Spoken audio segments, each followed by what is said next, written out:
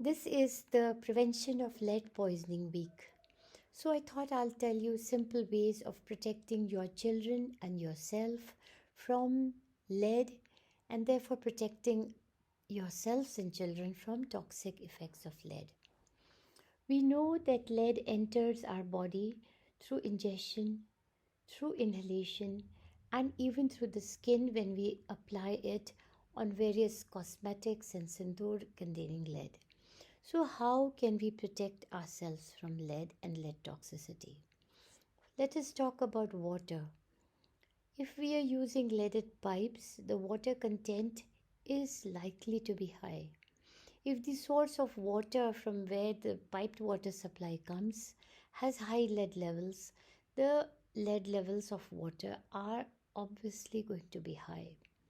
One good way of removing 95 to 99% of lead from water is to use the reverse osmosis system and change the filters regularly. The membrane should be changed so that it can filter off the lead from the water.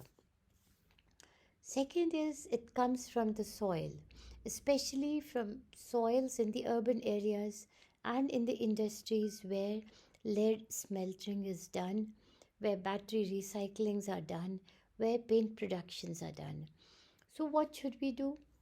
The age old custom of removing our shoes outside, dusting the soles of our shoes before they come inside, having doormats, cleaning and sweeping our house to remove dust are conventional ways of removal of lead and dust containing lead.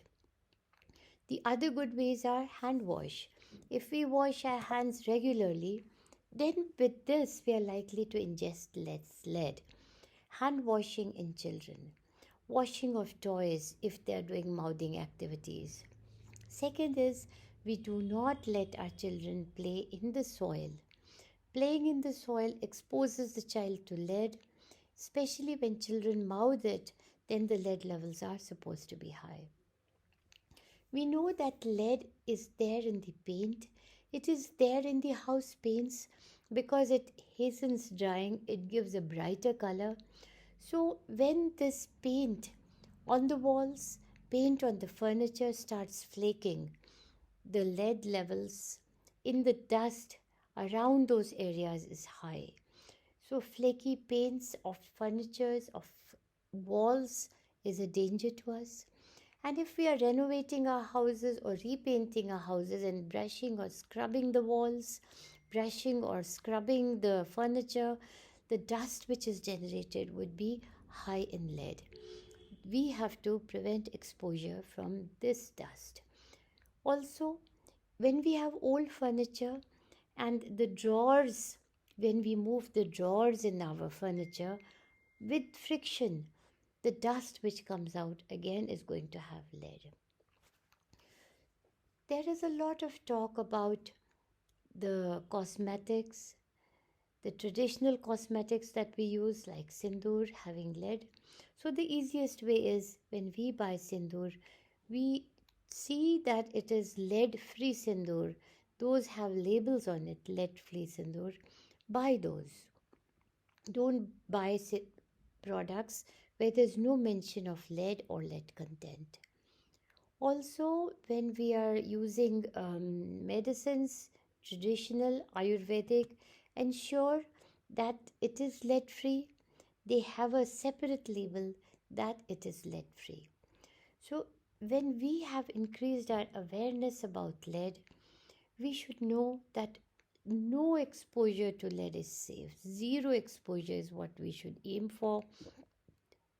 Lead levels in our blood should be as minimal as possible or not detectable. WHO says less than 5 micromoles per deciliter. CDC says less than 3.5. The lesser the better.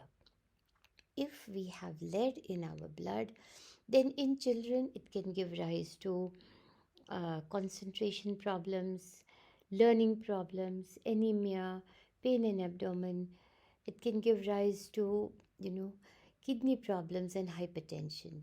If the mother has high lead levels, she can become anemic, she can have preterm delivery, she can have repeated fetal losses, and she can have a low birth weight child. And in adults, besides anemia, it can give rise to chronic kidney problems and hypertension.